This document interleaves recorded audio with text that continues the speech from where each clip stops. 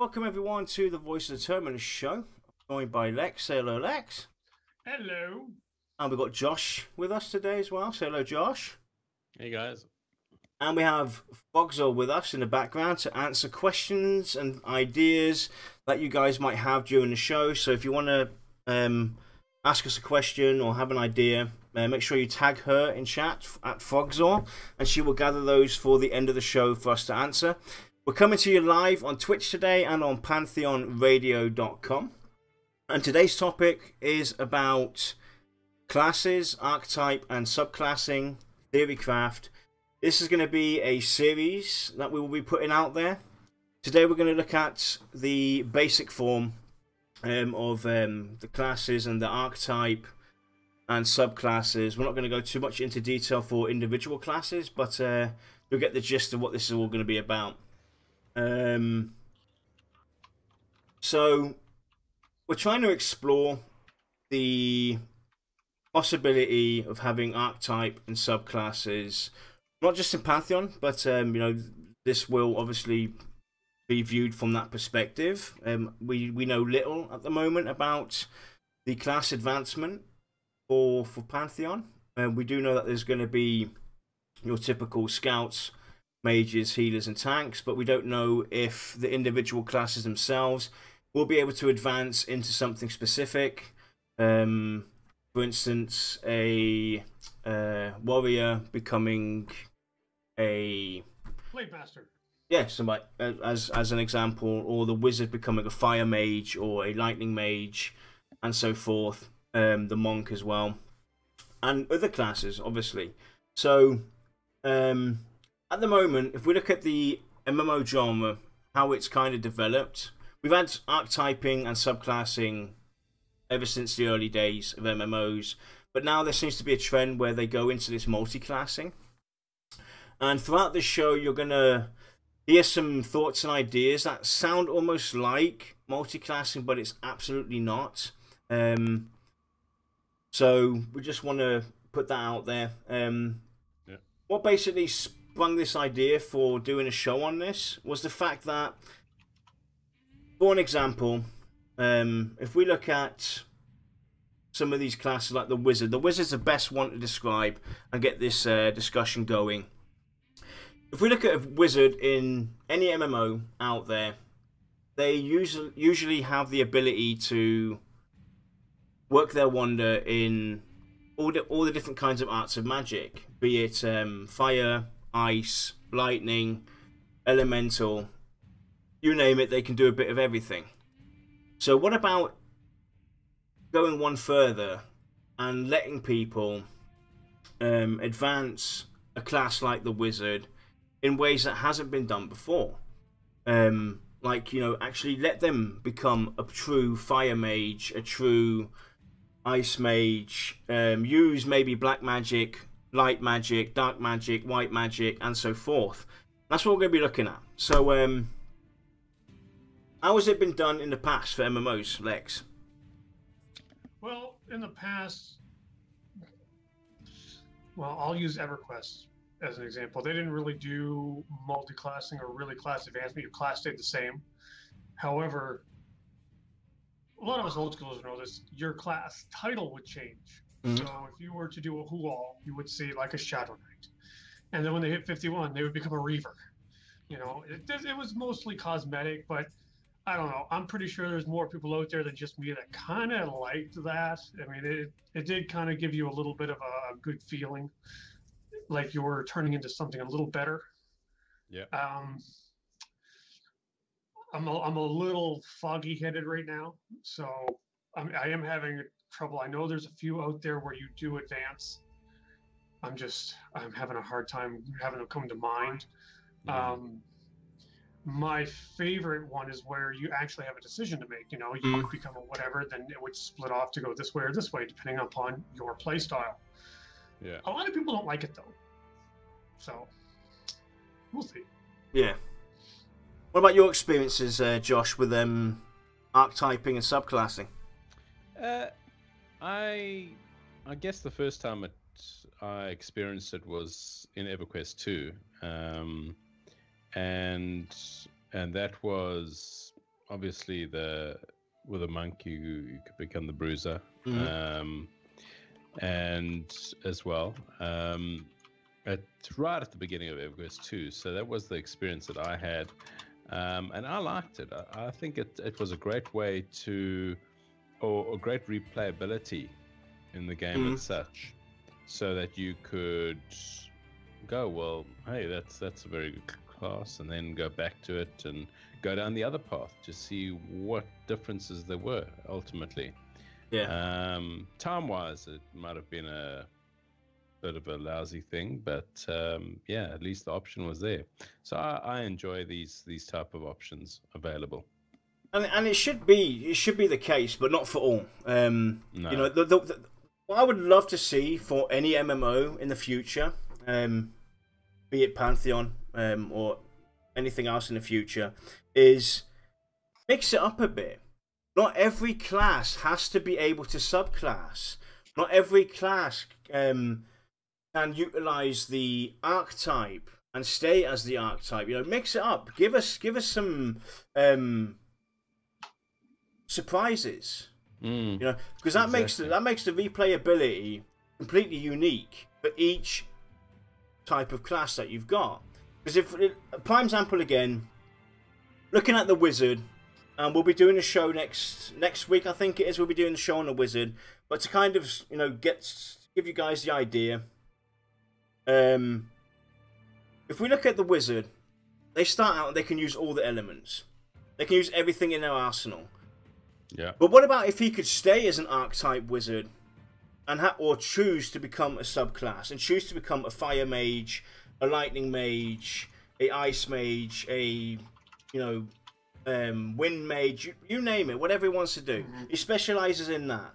He now has obviously his disadvantages.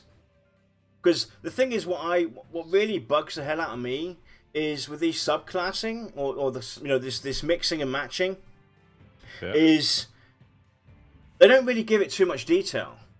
Your abilities are still effective to the point where they shouldn't be effective. Like your fire spells as a wizard, you'll cast your fire spells on a fire mob, and they'll still take enormous damage, and that shouldn't be the case. That's where they lack the creativity when they go into subclassing, because you can actually subclass and say you can specialize into this. You can become a fire mage, and you know, still be a useful character, still be a useful class, because the difference would be your archetype wizard that can utilize fire spells will only be able to do damage at a certain point. It'll require maybe a certain wand, a staff or something like that to utilize these abilities, whereas the subclass wouldn't. And this is how I kind of would love to see this kind of be approached. But you know, let's just take it from Pantheon's perspective. Why not go that route? Go that extra mile, because they've redefined how some of these races and classes are looked at. Then if they do add something like subclassing later on down the line, go that extra mile and think about, think about those possibilities, because I can even see, to be honest with you, I could see some of these classes branch out in directions where people would go, hang on a minute, that does not fit. That should not be a wizard as a healer. Why not? White magic. That's where I see the healing abilities come in. Not necessarily the same as a normal healer class. It would be more of shields and stuff like that. Yeah. There's even some classes where I find it difficult to say they could have a subclass. If we look at the paladin, for instance, where could we go with the paladin? That's a tough one to look at. Right. Yeah, I don't know. We'll deal with that one later. Yeah, exactly. But I mean, but I do like the fact that at the beginning, if you do go down a certain subclass, you can, the game hopefully, and this is what I'd love to see as well, is that the game actually gives you class specific or subclass specific quests that lead you through. Well, it doesn't lead you per se, but you can keep on getting upgrades to that specific subclass up to level 50. at the end of the day. So you might get a fire crystal, if we're just using the mage as an example over there. And that fire crystal can be used to embed into a level 20 staff that you might find along those lines. And you use that, and that increases the amount of fire damage that you do. Or you can have a fire shield or something like that. So I think there's endless possibilities that they could take this. Oh yeah, I mean, as an example, I mean, right now we're talking mostly about, like, I'm going to call it fantasy subclassing, where in your general D&D kind of story, you would have a wizard who specializes in elemental magic or illusions or whatever, you know. It's fine for most games. It might not work that well for Pantheon, but here's why. I mean, resistances are going to be a big deal. Fire elementals, I'm almost positive there was some kind of indication that fire magic might not be as effective against them, and that would make sense. Yeah. So forcing someone into that kind of role could be very bad and seen with more negativity than positivity. Well, why not instead change that to the style of play? Have them specialize into a certain style where it's like a wizard could say specialize into single target, AEing, some form of crowd control, maybe some sort of sideline utility, maybe kind of thing, and that way you're technically enhancing your gameplay versus you know, kind of sticking with the fantasy advancement, I guess you could say. Well, the problem, or chaos or whatever. Right, Yeah, right. But anyway, yeah. the problem is though, Lex. What I see there is it's not a matter of it could be hard to do. It comes down to the fact that it needs to be given thought, and it needs to be invested, because because the thing is, we're talking about having a challenging game, going back to the old school genre of, you know, going back to the old school of MMOs where it's a challenge and everything. This brings challenge to you. This makes it a challenge, because what I would slap on the top of this as well. Once you choose what you want to do, and you could basically go all the way to max level of, you know, level 50, and you could then decide to go in subclass, or you can decide to go and do your archetype. There wouldn't be you reach level 20, you got to choose path. You can go on throughout the whole entire game, and at the end, you know, go through, like you mentioned earlier on, Josh, go through quests maybe to learn about the different classes or different abilities that are available to you. The thing is, I'd slap on there's a no return policy. Once you choose that class or choose your playstyle archetype, you want to stay as an archetype wizard and utilize everything, or you want to specialize as a wizard. That's it. Your choice is done. The way to get around the problem with the whole balancing and resistibility and all this stuff is to actually go in there, and instead of limiting their DPS drastically, they can still do fire damage on fire mobs, but it's not going to be as high, because that's going to make you think twice about, or not think twice about taking that fire wizard with you. You're going into a zone. Go on, Lex, you want to say something real quick? How about a nice middle ground? Yeah, I was thinking that as well. I'll talk after you. When you say you're a wizard, okay, you're a base wizard, you know, you advance. We'll say, just for sake of argument, you advance into a fire mage or a fire wizard, whatever you want to call it. That doesn't necessarily mean that ice-based spells are going to do less. What it could mean is that fire-based spells have additional effects, because your specialties that you pay special attention to the casting or the weaving of these types of spells. So now all of a sudden, all of your fire spells have a dot on them now, and maybe it can stack. Well, I mean, who knows? Well, that's going to happen anyway. If you use you know, fire spells on things that are affected by that, then you're going to have an additional dot maybe, or the fire mage is going to have obviously additional features available to him. But the counter effect would be, if he goes against beings that are resistible to fire, then he's going to have a lesser output. That's where I'll even go as far as to say that the fire mage may be able to heal some sort of fire elementals at the end of the day. Right. I mean, because that means that you can still specialize the way you want. Your character becomes what you envision it to be. But that also means that even though you're a fire mage, you can go into, say, a lava zone that has primarily fire-based mobs, and you're not useless.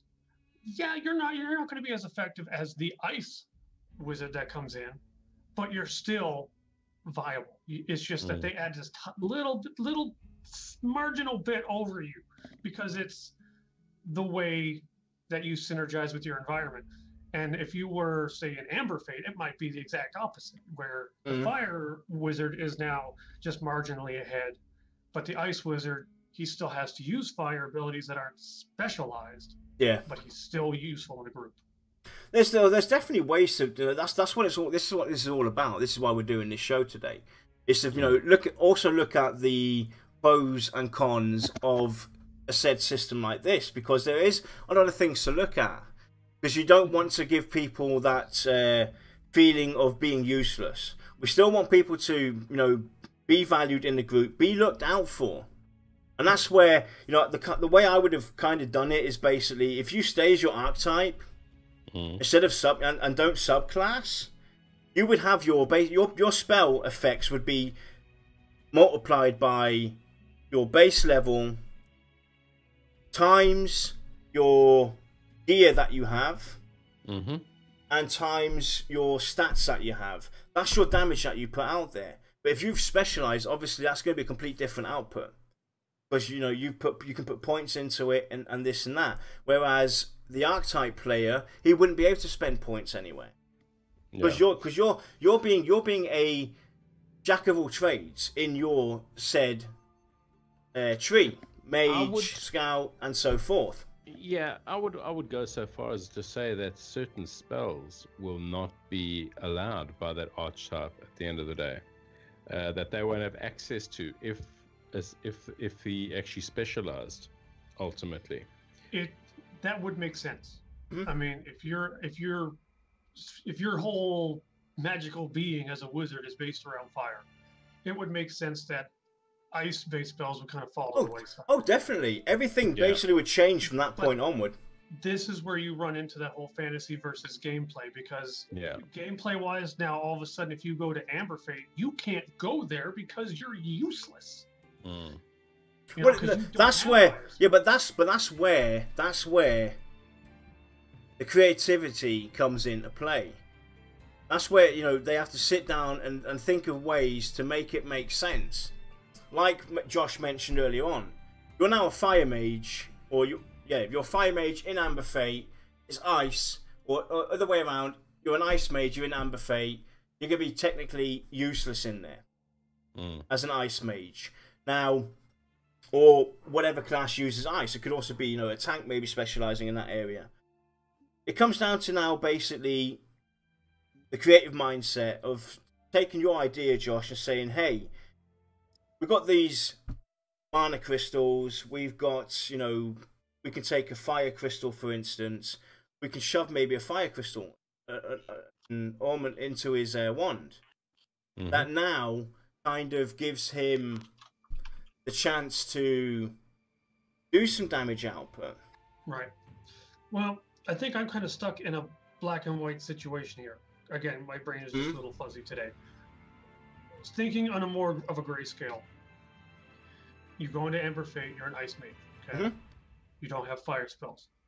Technically, you should have viable lightning spells or earth-based spells that, while not hitting that particular weakness in your enemy's armor, should still provide a decent amount of damage.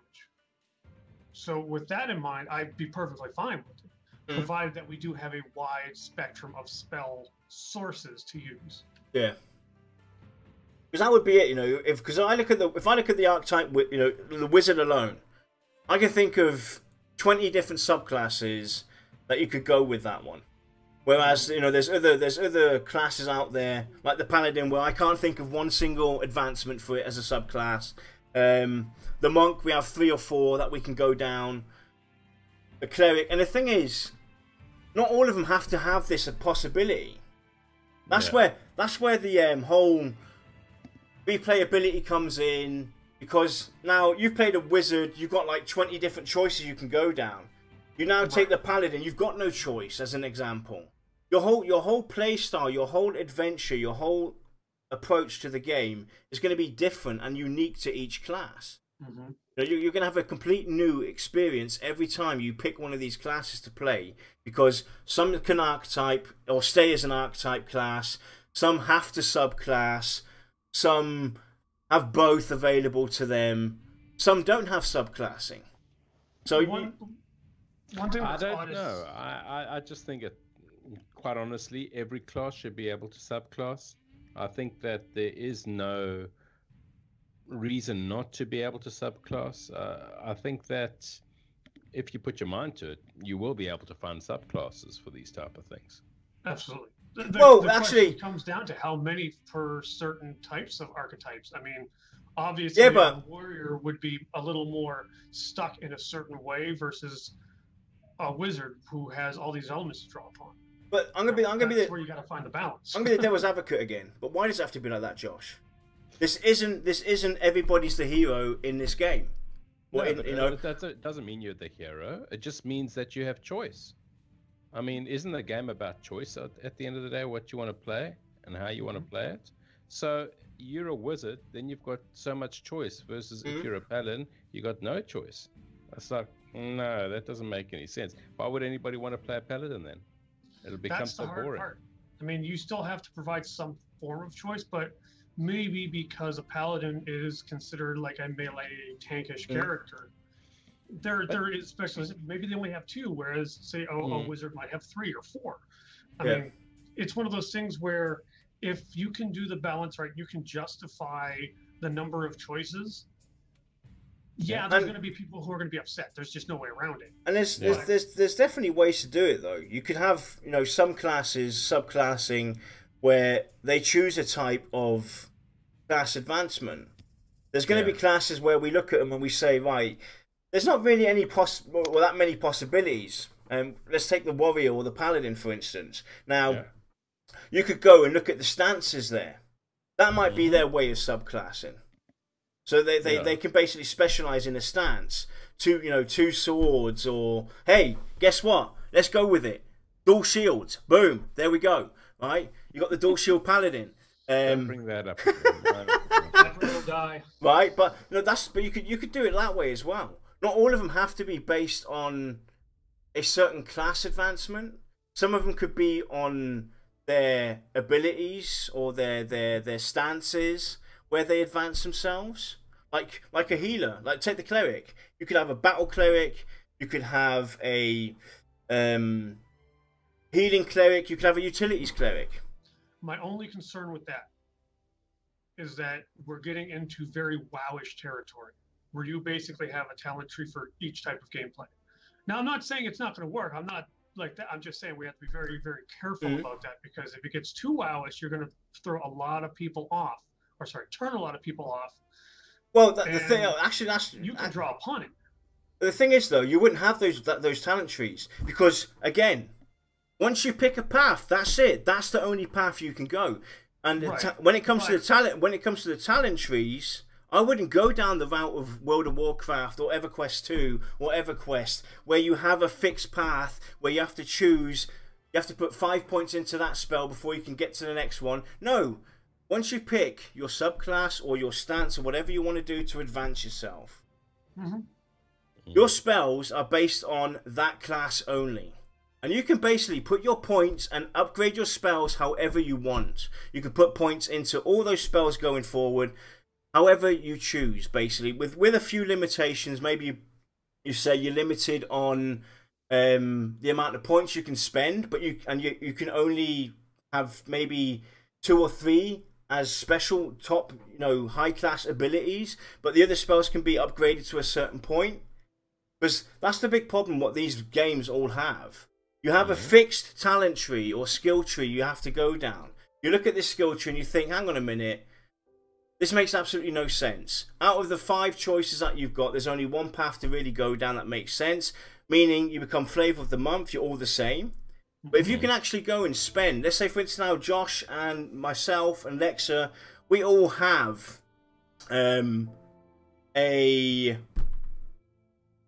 we'll go with the let's just take the wizard because it's the easiest one to go by. We've all got a Firemage. Now, you can put your points however you want, basically. You choose maybe 2 spells each tier that you have as, you know, the ultimate spell or whatever. Your choices are going to be different than mine, and the next choice is going to be different than yours, and we're all going to be completely uniquely different, because your choices that you've taken aren't necessarily going to be the same as mine. My Firemage is going to play differently than your Firemage, and it is going to play differently to Lex's Firemage. That's where it comes down to being creative and actually looking at it and going, right, how can we do this? How can we not limit people to talent trees? Because that's another thing that basically destroys the game. Because they all talk about being unique. What you exactly. Are, hot swapping and being, you know, they talk about being unique. There's nothing unique about those classes. The only thing that's uniquely different is might be my robe. My robe is red, whereas Lex's is blue and Josh's is green. That's the only difference. But at the end of the day, we've all gone down the same talent tree, because that's the only one that makes sense. I'm a firm believer that while specialization is nice, it does make you feel like you are advancing. So it's something I definitely get behind. I also feel that it needs to be something that is not a huge, like, major paradigm shift. Yeah. Because you're still, like, a wizard is still a wizard. You still make things go boom, you know? Oh, definitely. And when you introduce something that is like major shifts one way or the other, good or bad, then you start getting into the min-maxing, you start getting into the flavors of the month and everything. And if you don't allow people to respec, you get a lot of bad blood from players the minute something gets changed. Because, go ahead. Yeah. I was just going to say that there might be another way of looking at it, and looking at reversing the way it gets looked at, is that if you are getting points and you're putting points into certain spells, they could define the spells as, you could have spells that fit into all categories. You could have certain spells that might be fire-based and water-based spells and whatever. And if you are putting points, for instance, into most of the fire ones, as we use that as an example, all the way up to level 50, you're actually filling up the fire mage bar. So by the time you put so many points into it, let's say 1,000 points, you will have the title Fire Mage at a certain point. That's very interesting. Because basically what you're saying is, we'll just say you have ice, earth, and fire. Yeah. For wizard, you know, based upon what points you put into what spells, you know, technically puts points into each one of those categories, thus giving you a different title. So you could be ice and earth and become a storm mage or something, you know, whatever. I mean, that to me sounds cool as heck. And really all you gotta do is pick up, you know, different names for titles. Correct. You know, and that's cool. I like that. It's not majorly like balance shifting, but it gives you a little bit of uniqueness. So that I love. And once you get that title, you can get additional bonuses to that specialization.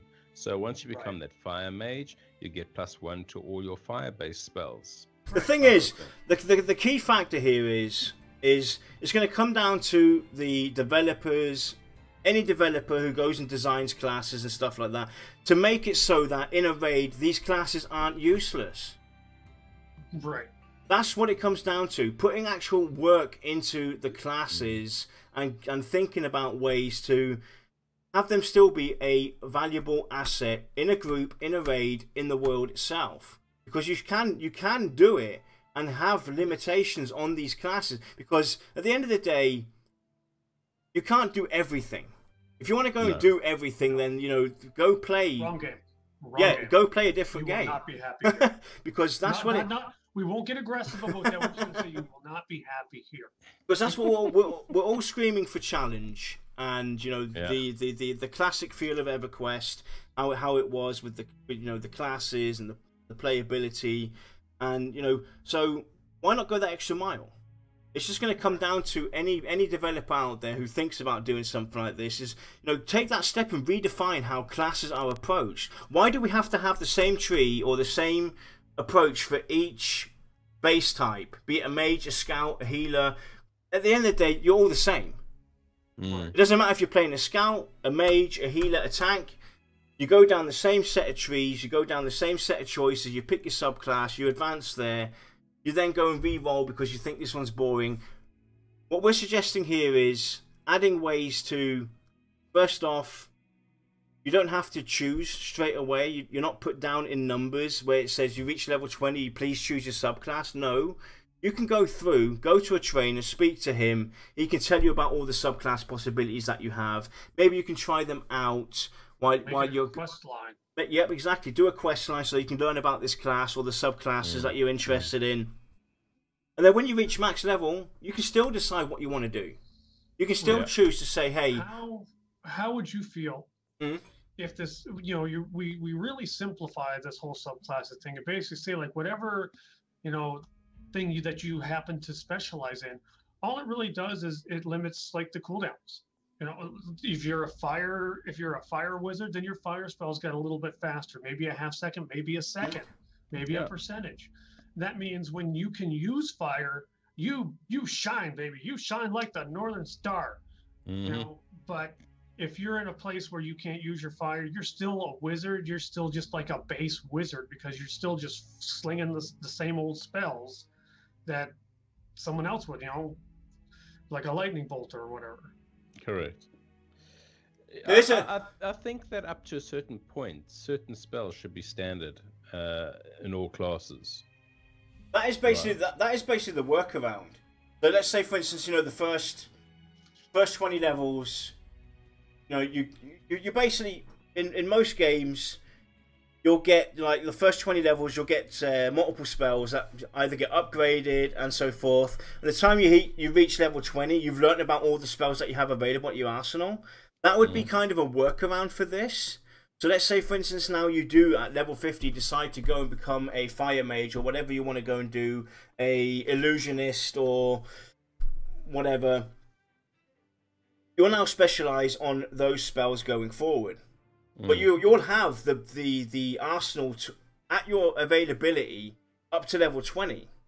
Right. So basically, instead of making those spells obsolete and useless, they scale. Yeah.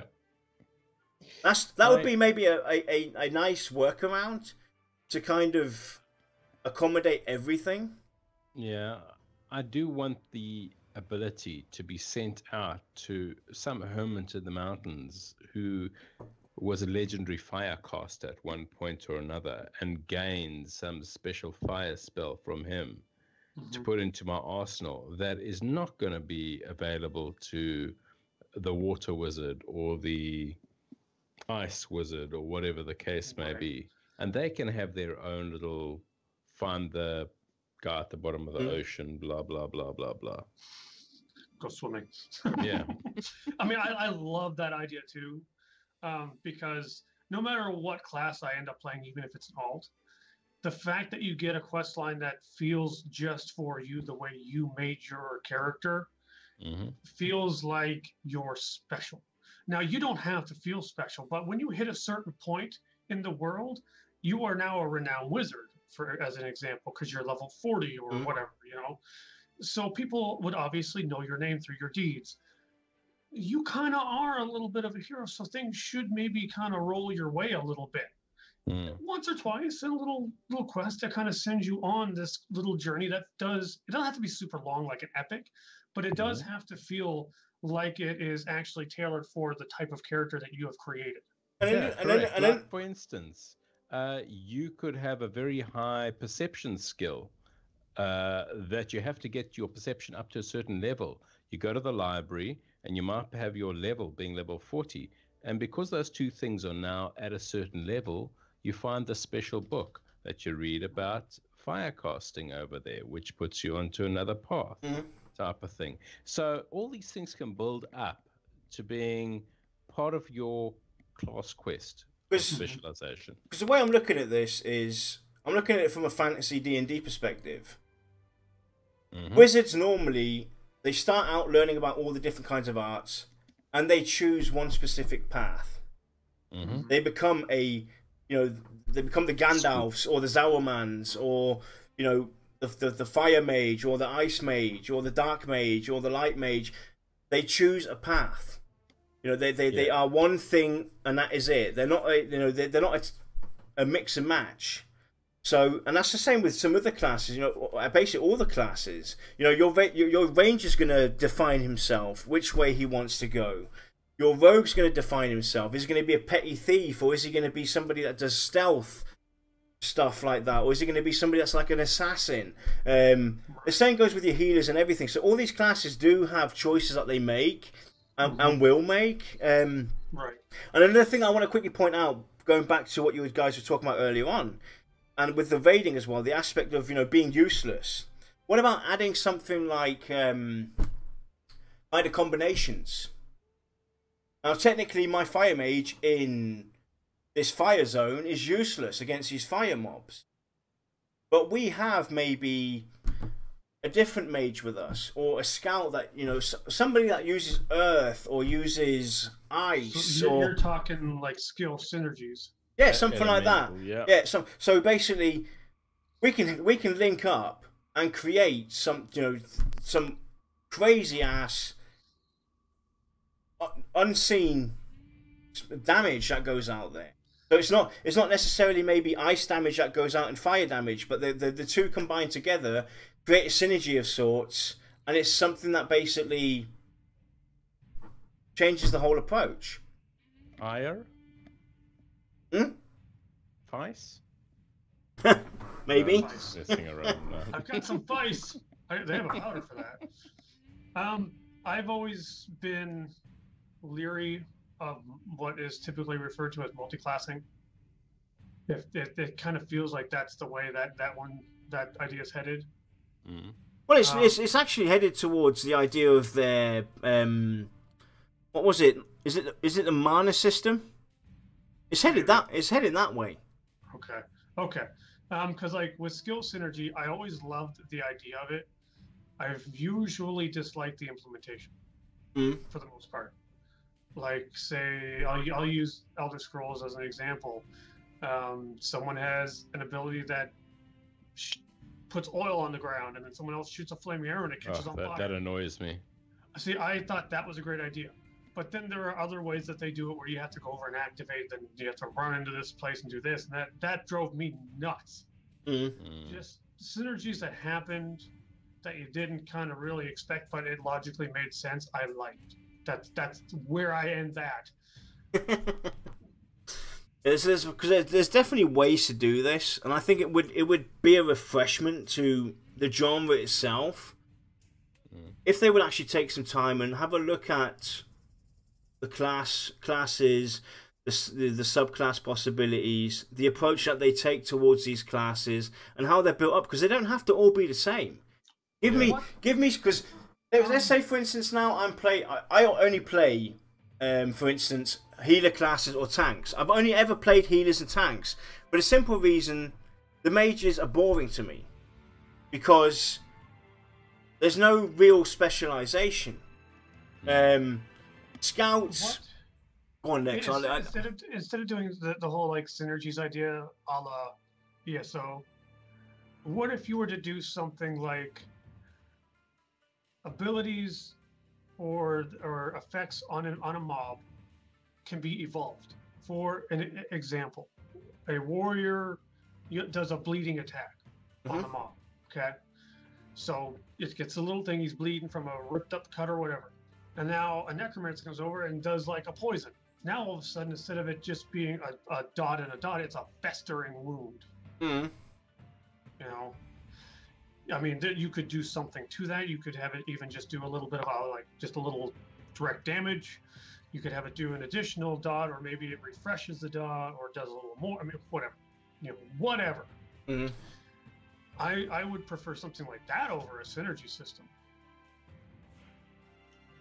You could do something like that, yeah. That would make classes work together, and definitely could even make it a chance to happen, not necessarily just it happens. Yeah. And that way, instead of being like 2 months down the road and everyone knows every combination possible, you might get 6 months down the road and people are still wondering if more is out there, because it doesn't happen every time.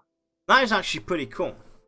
Like, that opens up possibilities, like you said, for people actually working together, thinking before they shoot, and and making us hunt out the possibilities that are out there. It's even for the competitors out, the competitive people out there, getting the highest DPS out of those combinations.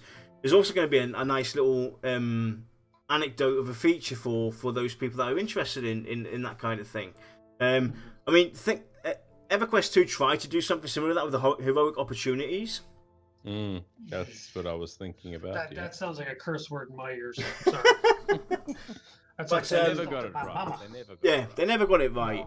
No. But yeah, I think that would be a nice thing to look at.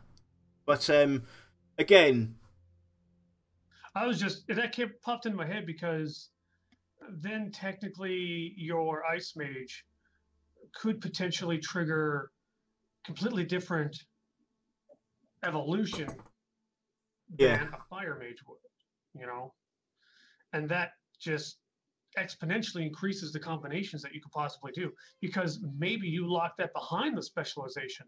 It has to be a Fire Mage that casts this fireball. It has to be a Necromancer that is, a Plague Bearer. They use these abilities that are whatever based, and then all of a sudden this happens. Be like, mind blown. And the thing is as well, if you go with the specializations and or the endless choices that you now would have with the mage class, with the necro class, and so forth, because you can basically go in all kinds of directions with this kind of system. Until you figure out how all the combinations work, you're 10 years down the road. Till you figured it all out. And I mean, these don't have to be like battle changing events. They can just be neat little things that help out. Yeah. And I mean, to see the things happen, if you add a special little graphic to them, because you don't want to always have to look at the flashy icons or whatever, the debuffs. You add a little message in chat, add a little graphic effect, and boom. It'd be like, what just happened? Oh my goodness. I gotta go through my log. 1 second, guys. Yeah. Because at the moment, I'm sorry, but at the moment, if we look at, I played EverQuest 2 for the longer part of my MMO life. I just got to the point where it became so bad, so annoying, so frustrating that I just left, because the problem with the way it's done now is something that I fear for the future. If you basically have your archetypes, so you have your priests or your healers, then you choose to be either a cleric, a druid, a shaman, and then you go down and you specialize there or subclass there again. The problem is that you're going to have you're automatically going to hit the flavor of the month with those systems. Your talent trees are going to be a complete utter mess. They're going to have features in there from the basic healer tree, things that do not necessarily fit or have value for your subclass, and then you're kind of stuck. And then another thing that I don't want to see as well is the possibility to always re-roll. I think choice should matter. It should. And this is back your choice means it does not matter. The only problem I have with that, right, and I agree with what you're saying. However, when VR decide to nerf a specific class because suddenly they didn't foresee something like that, then suddenly that choice that you've made is now become fairly useless. Well, I think that comes down to VR. They have to be better than the industry standard. Yep, it comes down to the developers. Swing the Nerf bat and assume things are good. That would be basically what I would do if I was a developer. I would basically go, right, we've nerfed this spell or this series of spells for this whatever reason. Boom, those people get a rollback. They can redefine. They can re-choose. It's a free re-roll for them. That's how you work around something like that. It might even be just a matter of the way you balance the news. When you're getting nerfed, all you see is negative, negative, negative, negative. Yeah. Add a positive, even if it's a tiny, tiny little boost. Like say backstab. For some reason, it's hitting for 1,000 plus every time. Well, we changed that, so now it's going to hit for the appropriate values. But kick, one of your mainstay abilities, maybe that got a damage boost of +5. So now instead of all your reading is negatives, you're seeing a negative and a positive. It kind of helps balance out your mood, because we're very much the people that we read a lot of negative, we start feeling negative. It's just like when you watch the news, you see a lot of negative on the news, you start to feel negative. Yeah. Because if you look at the just to roll back a bit as well about the negative again of people being pushed into a certain corner to choose, and that basically kind of limits people. I know that you mentioned this earlier on as well, Lex. Giving people choices. So I mentioned basically if I become, again with the mage, I become a fire mage. I'm now limited basically in my spells that I have. I can only utilize anything that's with fire. But there's going to be utility spells. There's going to be damage spells. There's going to be dots. You can even add, like we said, the possibility to add maybe advance the spell. So let's say Fire Burst or Fireball, for instance. I got Fireball as a normal archetype mage. I got my Fireball. I shoot it off. It does 20 DPS. I'm now a Fire Mage. I shoot it off. It does maybe 30 DPS. I now have the chance to advance spells because I've leveled up or whatever. I've done a certain quest or I've gained points to do this in whatever way. I can now maybe add a dot to that. I can maybe add an extra damage burst at the end of it, something that explodes. But I can also maybe utilize stuff from my previous spell. So I could add maybe a ice dot at the end, something like shock freezing. See, this is why I've become more of an advocate for these kind of specializations. Are mostly cosmetic with very small impact on gameplay, but enough to make you feel like it was worth doing. Exactly. Like, for instance, if you're a fire mage, you get like 20% reduction on the mana cost of fire spells. Yeah. That means you could still be put in any situation and you're still doing your job. You're still damaging. You don't limited a spell, so you don't feel like anything's been taken away. But if you come into a place like, say, Amber Fade, everything in there is weak to fire, and you're a fire mage, you're obviously going to do better there because the zone is kind of you're in that weakness spot for them. Yep. That doesn't mean that everyone's going to seek out a fire mage. No. It just means that he is going to be able to do 1, 2, maybe 3 more spells, which, min-maxers are going to say, well, that makes him better. Not always. Because that's what the biggest fear though that I'm getting out of this discussion is people are afraid that, hey, because I'm specialized as a fire mage, I'm going to be useless in certain raids or certain. Why is that? Why have that mindset? It's not going to be like that. Games have done it in the past. Yeah, exactly. Games have defined their ways. It doesn't have to be like that. Well, I do think that you can actually put points into certain spells, for instance, fire spells, and then after you reach a certain level, they actually branch out. You can actually create a new spell going forward within that fire category. See, again, I love that idea. Like, it's just like with ESO. I loved how you could evolve or mutate your abilities, but I always felt that you didn't go far enough. And this way, maybe you stop the cookie cutter ways that way, because not everybody will be creating the same spells. That's exactly that makes your class unique. Your fire mage is going to play completely different to Lex's fire mage. And now you're unique through your abilities. And this also helps with the grouping as well. Another aspect to look at. There's no, we've already got a fire mage in our group or wizard in our group. No, we'll take both of them because they're both different. Yeah. Lex is going to have an arsenal of spells available to him that Josh doesn't have. And like I said, you'll be limited maybe in a zone that has the resistibilities against your class. You're not going to be completely useless because the workaround would be you would still do damage, but not to the point of what you would normally do. It would be maybe on the same level of the Archetype wizard. So the Archetype wizard going into a zone using a fire spell on a mob that is fire resistant. He does his normal base damage of 20 or 30 or whatever it is he does, K damage on that mob. That means that you would.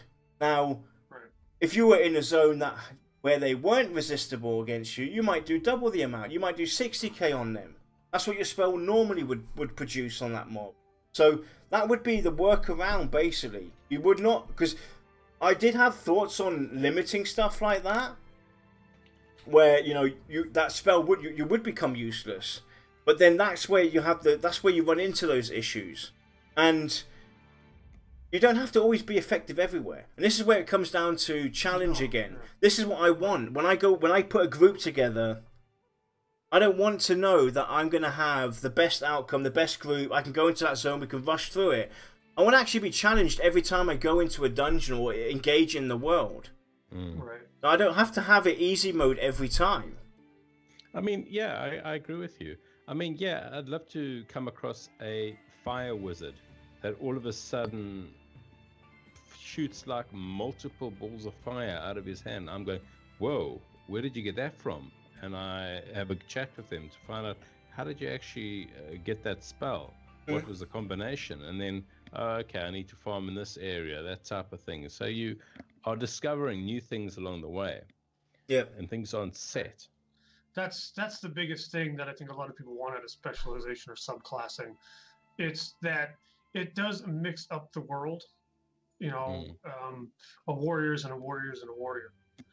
And while adding customizations visually, that makes you look different. In the end, you still know that, oh, he's kicking, oh, he's doing backhand slash, whereas with specializations or even subclassing, everything is going to be new and interesting with a different person, because you don't quite know what they're capable of, which is a little more akin to real life. Even if you were to go into a boxing ring, you have no idea what this other guy is actually capable of. Yeah. I mean, you've got an idea. He can throw a punch, obviously, but you don't know what he's really good at. And it could be the same thing with the people in your group. You'd have to actually socialize with them, be like, hey, what are you good at? Oh, well, I taunt really well and I bash like a mother. Sweet, dude, let's go do this thing. Yeah. The same with the way you obtain spells as well, or obtain abilities. It should be different for all the base types.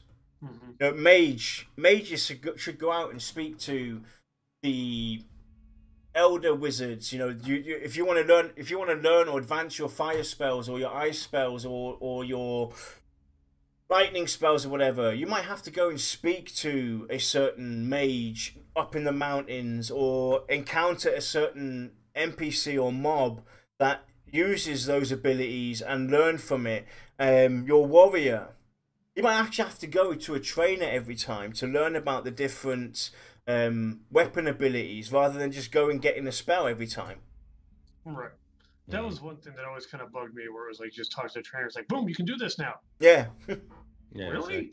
Because even if there was like a one-stage quest where they just take you to a target dummy to do it, it's like, okay, now I kind of feel like I was trained. Yeah, 187 does raise a good point, and he says that if the game becomes too challenging and you go into fire zone, the group will only want ice wizards, for instance, so they don't get invites.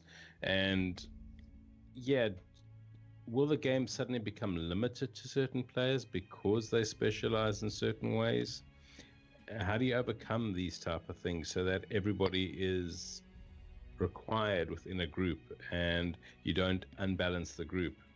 That comes down to basically the developers making it so that you're still going to be a viable member to the group. You're not going to be so limited in your actions that you're going to be something that is looked upon and say, oh, we're not going to take you with us. That's where it comes down to. Actually, that's the challenge of it all. going there and making it so that you're still a viable member of society. You're a viable member of this group, this raid, and so forth. Because that's where talent trees killed it for most of these games. Talent trees are the evil of MMOs. They kill the possibilities for these classes. They limit you so much, and this would also limit people to some point, but it comes down to the balancing of it all. See, that's a perfect example of why I've jumped on the, non-paradigm shifting changes. But I'm still a fan of specializations and subclass. It just has to be small changes. It's really all it has to be. Yeah. So now it's like, although yes, you're fighting fire elementals and everyone wants an ice mage, the fire mage, if he's behind, it's not going to be by much. It's just that maybe he's got more mana at the end of the fight.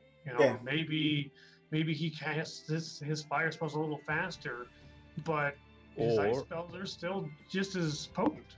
Or his fire comes with a base ice. Maybe you can mix and match. Yeah, that type of thing. So or maybe you'd have ice fire, for instance. Right. Or maybe you specialize to the point where it's like, you fight fire with fire. Mm-hmm. Maybe there is something that they can do that allows them to overcome resistances. Yeah. But maybe it's an extra step. Correct. Right. So that you're empowering your spells so that they become less resistible against certain mobs of the same type. Yeah. I mean, for a fire mage, it's pretty obvious. You could maybe debuff them with fighting fire with fire. Mm-hmm. So now your fire spells still do all their regular damage. Yeah, exactly. Yeah. It's because it's really hard to kind of find that middle ground. We want a challenging game, but then we don't want it to be too challenging.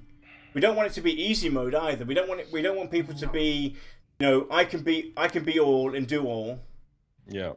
So it's hard to find that middle ground, but something There's definitely advantages for each subclass. There have to be advantages in every subclass that you have but to make the game interesting. But they should be different though as well. Not exactly. The approach to each base class, the way you approach that class going forward should be uniquely different. I shouldn't be able to log into the game, pick a mage or a scout or a tank or a healer, and know that it's going to be the same old.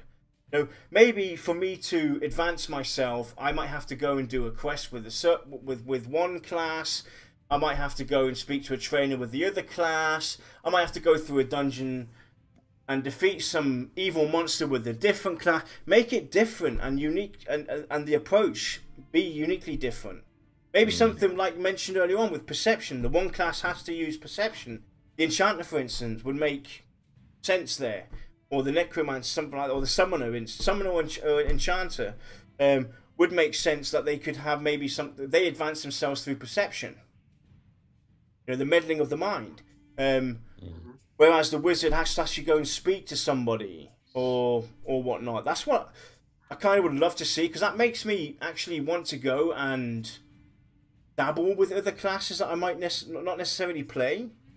Right. Because the game's approach to how I'm going to experience this class and its archetype and its subclassing is going to be different than what I did with my cleric, or what I did with my shaman, or what I did with my warrior, what I did with my dialord. So the replayability is always going to be there for me.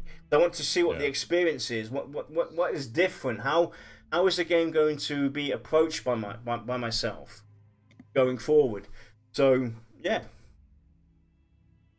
Yeah, I think the overall goal of a specialization or subclassing system should be that, say I'm just a fan of wizards, right? I can play a wizard, and I can have a wizard all, and I still enjoy both of them for their own reasons. Yeah. But I don't feel like I'm doing the same thing. And I'm not talking about just standing here whipping spells. You can do other things. I mean, if you're that kind of player that loves playing a wizard, then it's the whole standing and just kind of nuking just doesn't really bother you, obviously. Yeah. I can't stand it. But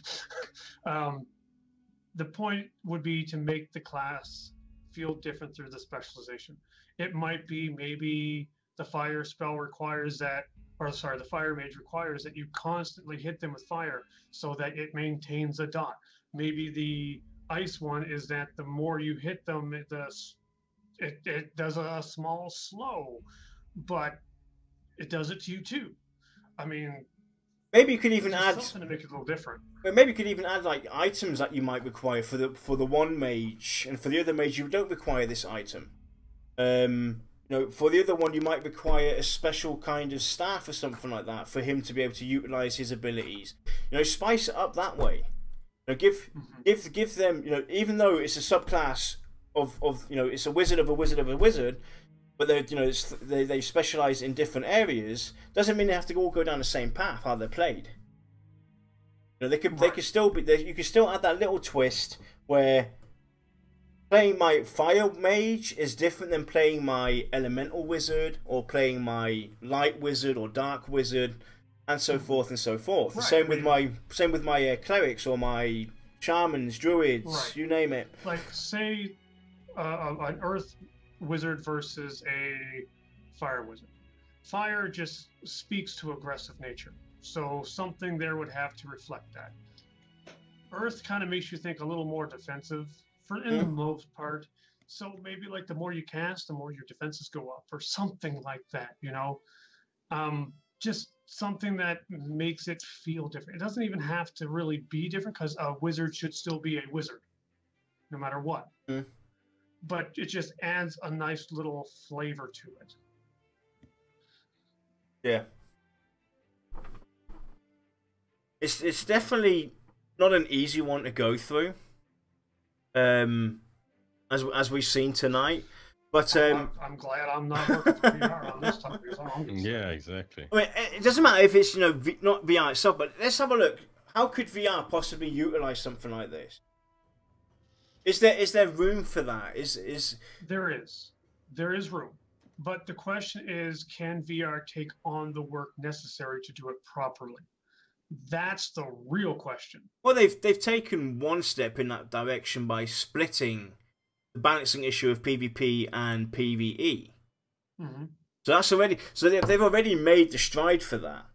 Yeah, I mean, whatever they do, if they decide to stay with pure classes with no specializations or subclassing, really has the same effect.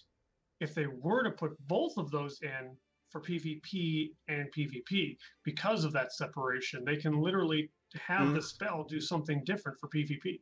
Yeah, definitely. Or the way it's played is well different. Yeah. Yeah. You know, you could have maybe archetype and subclassing for the PvE servers, and the PvP servers, they just have those 12 or 14 classes or whatever, and that's it. Off you go. Have fun. Because it's a complete different game. We'll definitely have to explore this more. Look at ways that we can... I mean, we tried to open up this discussion, and we kind of drifted into the whole mage and wizard and fire mage, which is kind of going to be next week's topic. Hopefully that will give more insight into it all. It's hard to explain what we're trying to look at from the archetype and subclass itself without going into too much detail. But let's go and get Shy into this, see if she has anything out there. Shy, is there any ideas, concerns, questions that people have so far? Are they picking up? The ones that say Lex sucks. Well, then you're not going to give me any to say. I'm down to 2 questions. Thanks. God, Lex, I can't do anything with you. All right. Now I'm going to try and say his name, and I'm sorry if I screw it up. Is it 187? Would love to hear. Yeah, he'd like to hear your guys' thoughts on whether or not a masterclass would be something you would have interest in. Enhance progression opportunities without limiting players to a specific permanent path. We've already actually talked about that, masterclasses. We touched on it a little bit. Well, we touched. Yeah, we've talked about this on excessively on the crafting. We definitely talked about that in crafting. Having masterclasses there, but definitely for the classes as well. For me to actually become maybe a masterclass of a, I'm just going to go and use it and say, hey, Firemage. I can learn to become a Firemage as my subclass, but I might be able to become a master class, you know, a master Firemage. I have to go out and do something. Yeah, something like that. I definitely like the idea of that. Definitely, why not? See, have master classes, definitely. I'm gonna kind of go back to my Neverwinter days when I played that a lot. I love master classes because Pale Master. I love it. I busted my butt to become a Pale Master, and when I got it, it felt like getting my epic for the first time.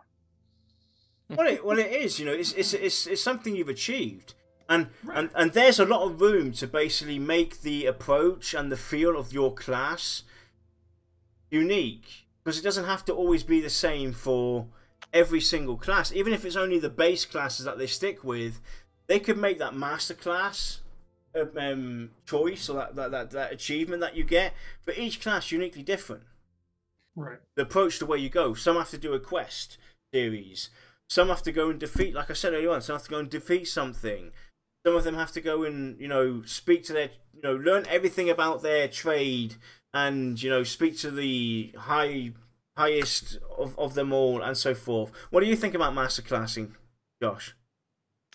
Yeah, I think that I don't really have too much to say about it. That it really has to be, you have to really be disciplined to be able to get that, go down that path and take on that masterclass segment. So you might only become that within like 2 or 3 years of playing, but then you'll definitely have many benefits that other players won't have in that actual class itself. So yeah, that's my thinking. It's just, I mean, look at the warrior. That just screams masterclass. Mm-hmm. You know, he could become a master of, maybe after 10 years' time, he becomes a master in all of the weapons, be it staffs, sword, two-handed swords, dual-wielding swords, daggers, you name it, axes. He becomes a master after 10 years of all of that. So he's a master of all. Then he can become a master maybe just in axes or in two-handed swords. There's possibilities for these guys to actually, warriors would go out and hunt all of those titles. Yeah, exactly. Well, 187 is actually saying the idea revolved around the idea of like a combination of multiple specs that you could swap or rotate out of combat. Unfortunately, I'm on the same boat as Yarn. I absolutely despise this hot swapping of specs. Despise it. Yeah. Because it means that no one is a master at anything anymore. It means that everyone's mediocre at best. That basically brings back that you can do everything. Don't worry. Yeah. You'll be taken care of. If you're not getting picked up in a group, just go and change your spec. Now people will start inviting you into the group. Or you're not getting any raid time. I'll just go and change my spec on the fly. Boom. There has to be that. To me, it takes away of the social aspect, because it's like you're, with the click of a button, you can now take someone else's place. There's no reason to get this guy who could have ended up being a really good friend of yours, you know, if you had given him a chance and got to know him. What about doing it differently though? Maybe there is room to bring something like that in there, but not on the fly. Maybe you need to have, maybe your gear is spec'd to a certain point. So the gear you've gathered, let's take the warrior as an example for this one. Your tank, he has a def stance, he has an off stance, he has a DPS stance as a possibility. Okay, now you can't spec on the fly. If you want to go in DPS, you're gonna have to go and get your DPS gear that you collected over time. You're gonna have, if you want to go and be defense, you're gonna have to go and get your defense gear. And if you want to have that with you on, you know, so that you can change it out, then you might have to have a pony that travels with you, that hoards that gear. But you have to go out and collect it. Yeah, and the same with, like, you know, mages might have to do a long quest and get this magical orb that they can summon, and it's maybe limited. Maybe you can do it every few hours because it takes so much power off of you. Maybe there's a workaround to kind of put something in there without the instant gratification of swapping. Hey, guess what? Oh, I'm not doing any DPS. Boom, now I am. Maybe there's.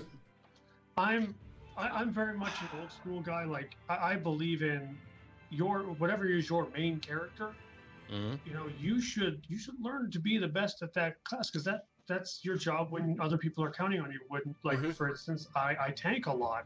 I don't necessarily like it, but I'm usually a tank, and I take that quite seriously because that's part of my job in a group, that I have to protect my people.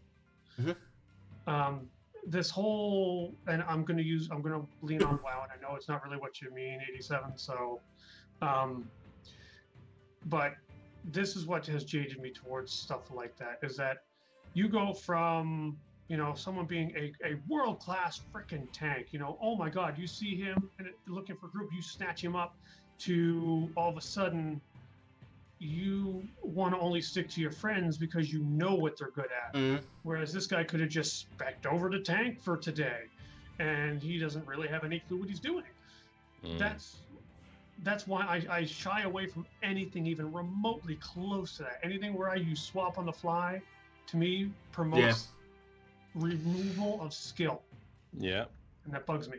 Well, I think if you're going to deal with gear and it being situational for a specific class, I do think that you, as the specialist class or the subclass, can actually not create gems, but have the option to make stuff to empower your specific subclass.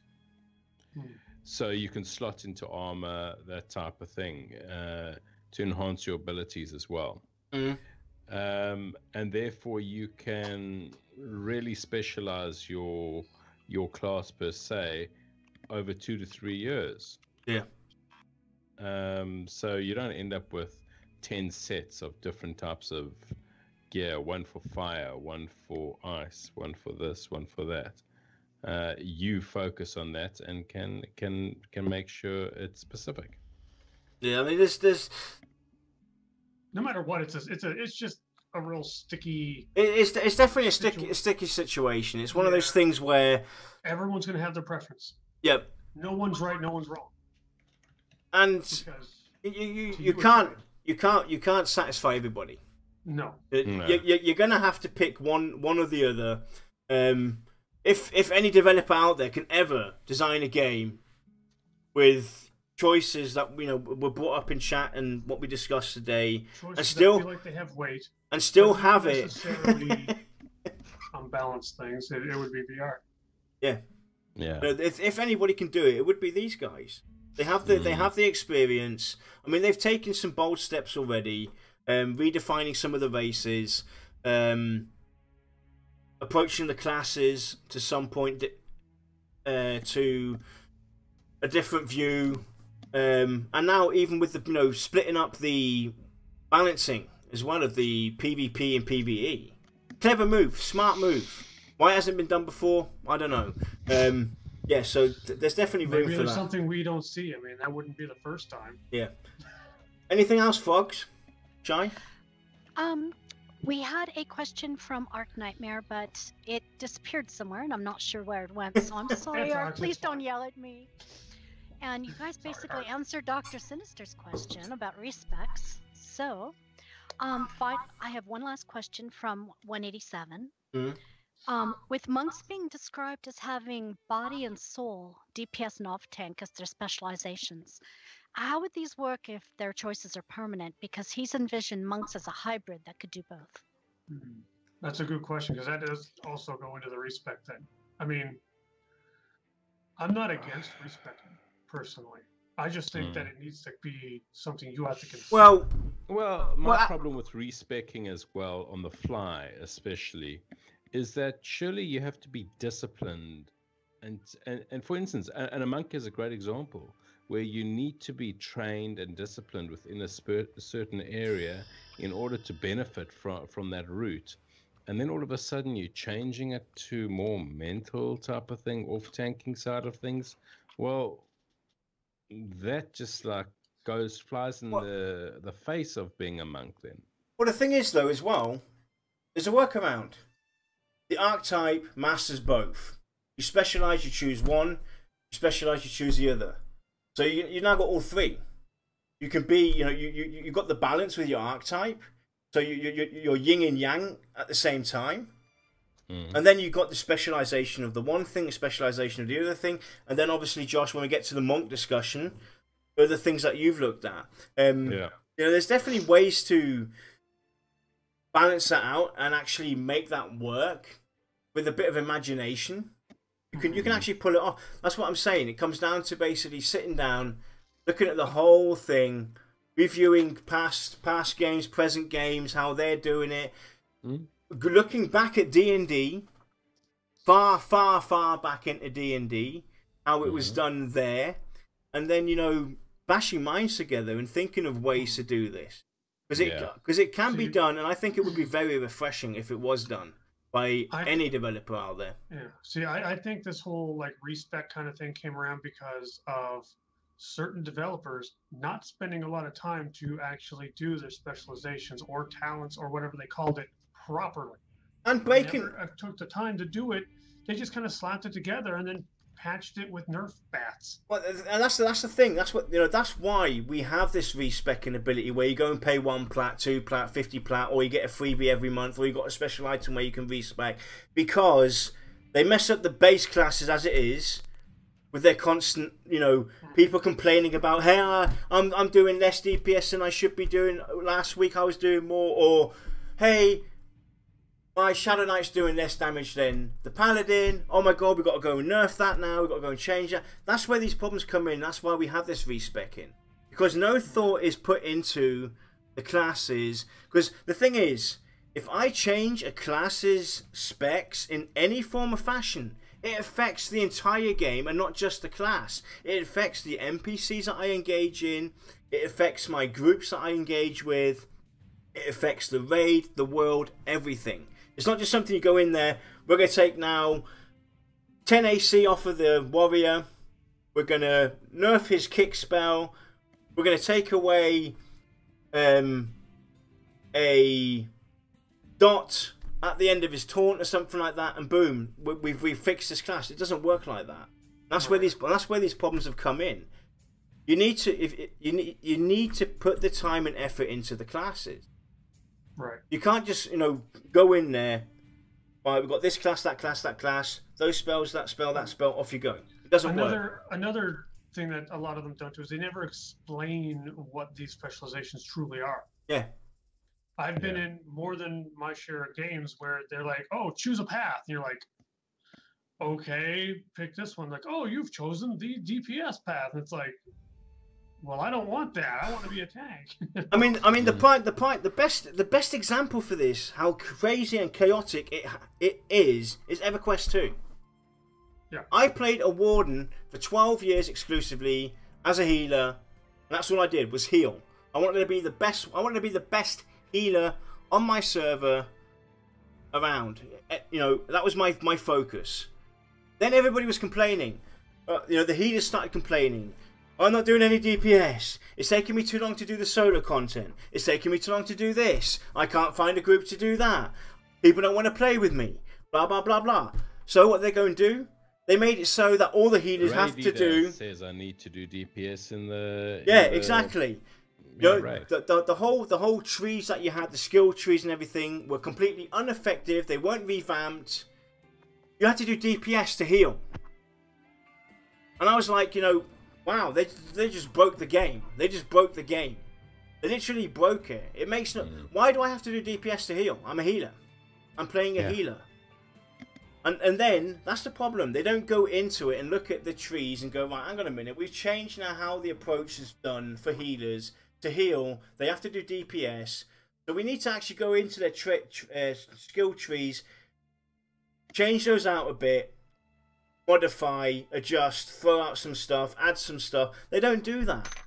And then they wonder why people complain and moan and why we have this instant gratification thrown into the mix, because that's the easiest fix. Instead of identifying the problem and trying to fix it with the community together, the easy fix is we go on silent mode, we don't listen to anybody, we're just putting some of these fixes in and hope that nobody notices. Art comes up with a real good point, though. I mean, it could just been that a lot of healers just want to do more than play whack-a-mole with heal bars, and I totally get that. But there's other ways to do it. You could do something where it's a positional heal, where you have to stand in front of the group and boom, everyone behind you gets a heal. Well, guess what? Somebody, well, Lex, let's go one further. Then be a developer and advance. Bring in a new healer class that does more than just heal. That's why the Rift healer for me was great. The water healer. I don't know what he was called. Oh, yeah. But it was actually a very good way of healing, where you had an AoE type of heal if you did certain spells together type of thing. And yeah, I remember that. It was really, really fun to heal with that type of class. So there are ways to make things fun in the game. Right. Because how you develop it. Because the thing is, if developers start changing their classes because of the constant complaining of us players, then they're kind of going away from their core principles. You created that class that specific way for that specific reason. Why are you going against it? Right. So that's where it comes down to basically go ahead and create an additional class, and then you're done. If a class within an archetype needs to be played differently for whatever reason, then just offer another class. Exactly. Because then you have license to basically go bonkers on it, and the people who chose, say, a cleric because they like playing that whack-a-mole game with health bars, you're not slapping them in the face because of their decision. You're just giving the people who know what they were getting into but want something different another option. And that's why I'm kind of promoting this idea that we've been talking about today, the archetype and subclassing, for these specific reasons. If a healer wants to start doing more than just spam healing or hitting the heal spells all the time, wants to start doing damage, then maybe he can become a battle cleric or a battle druid or a battle shaman or whatever he wants to be. Right. That would be his subclass or one of the subclass abilities. I will say though, as much as I despise the design or the endgame design of Rift, they did their classes like the different specs. They did a very good job on them. Yeah. You could tell that they spent a lot of time designing, because although every class can be everything, which does bug me. If you take every healer, they all play differently. You take every tank, they all play differently. Same with DPS, all play differently. That's awesome. Yeah, they just took a couple away from certain classes. Was a Chloromancer. Yeah. Yeah, Chloromancer was the mage healer, which actually had the DPS. Yeah, it was mage. Or 2 heal, yes. Okay. I know what you're talking about, though, because I played one, too. Yeah. So, this is definitely, you can see, a very exciting discussion. Guys? Yeah? One more question. We had one more question. Okay. Arc Nightmare, I've got it. I'm going to say it, so don't yell at me. It was about whether you guys felt that the classes should have racial aspects based on racials. Definitely. Yes. I am a huge supporter of racial bonuses. Yep. If my race affects my class, oh my God, I think I need a towel and a cigarette. Well, it's like in real life. Some societies have advantages, industrial advantages over others. It's how it is. That's how it should be with the races as well. Some races should have the upper hand. Not everybody can be treated equal. The world doesn't work that way, and nor should these games. We want challenge in these games, so it's not always going to be all you can be. Some of your choices are going to matter. Some of your choices are going to have a lesser effect. Look at the humans, for instance. The humans aren't all you can be. They can be all you can be, but they aren't. They're going to have their disadvantages with some of these classes, but they can still play all the classes. That's their speciality. They're able to adapt.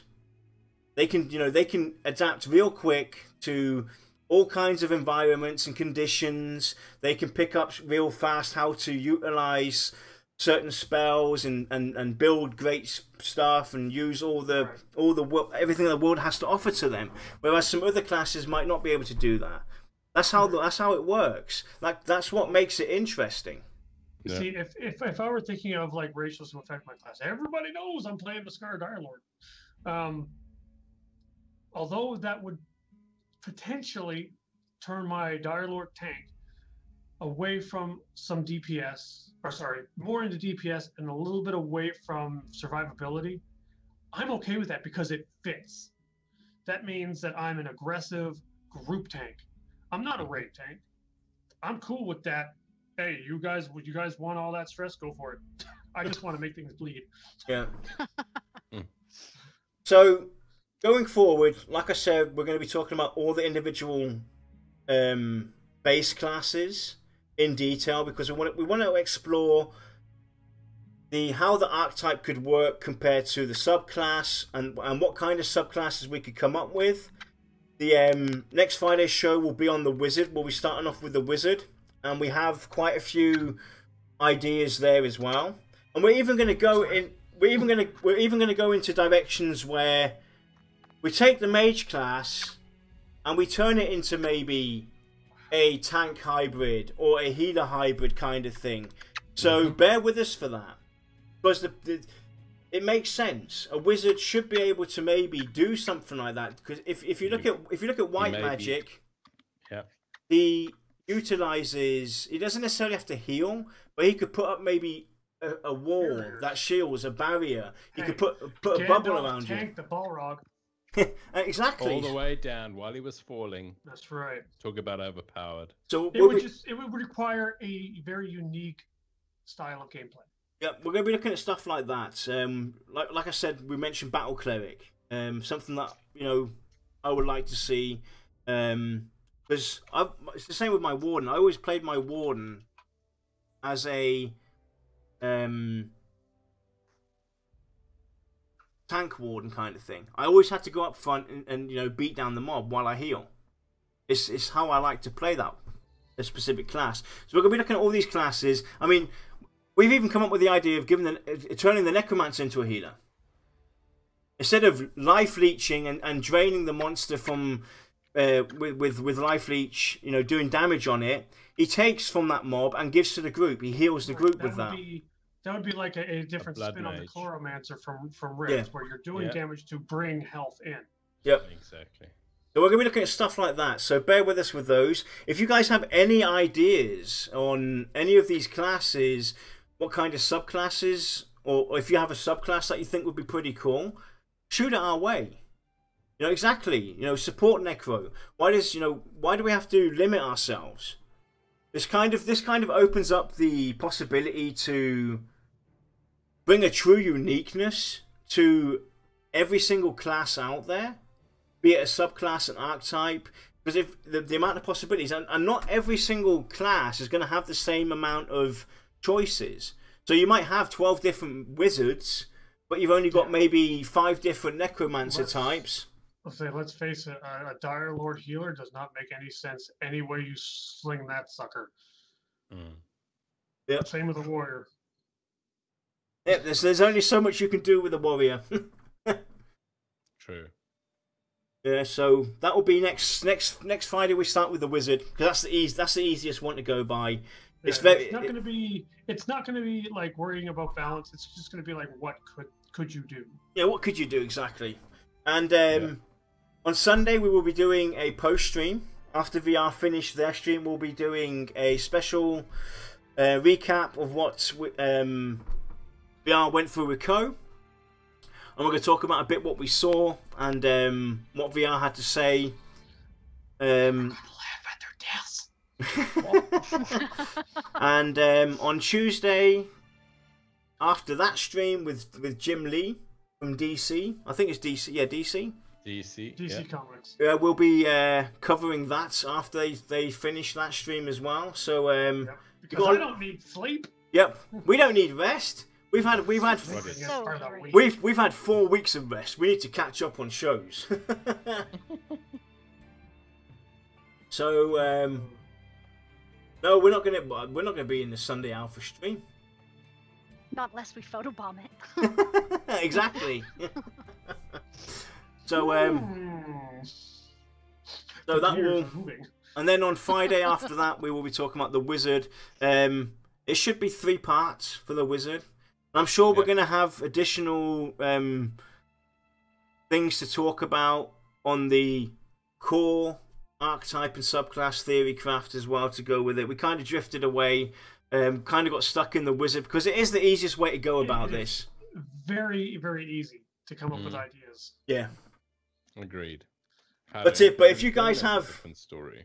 If you guys have any ideas on how you could advance a Dire Lord, a Paladin,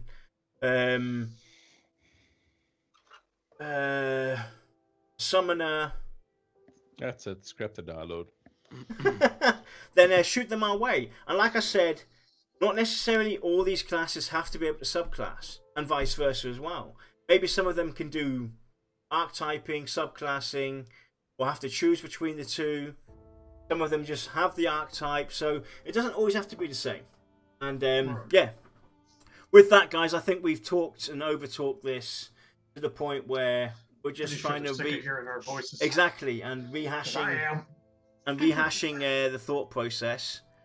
But yeah, feel free to join our Discord if you want to talk more on this. If you're interested, got any thoughts and ideas, shoot us an email at contact@pantheon-vot.com with your thoughts and ideas as well. That's another way to reach us. And we will see you all on Sunday. Just watch out for our Twitter. And if you're in Discord, watch out for when we go purple to know that we're live. And then we'll see you on Sunday. I'm purple? Yeah, the streaming button. I'm not turning purple. Do we need to worry about going plaid? Uh-oh. My God, we've hit ludicrous speed. So, with that, guys, have a great weekend, and we'll see you all the latest on Sunday. Until then, stay safe. Bye, guys. Later.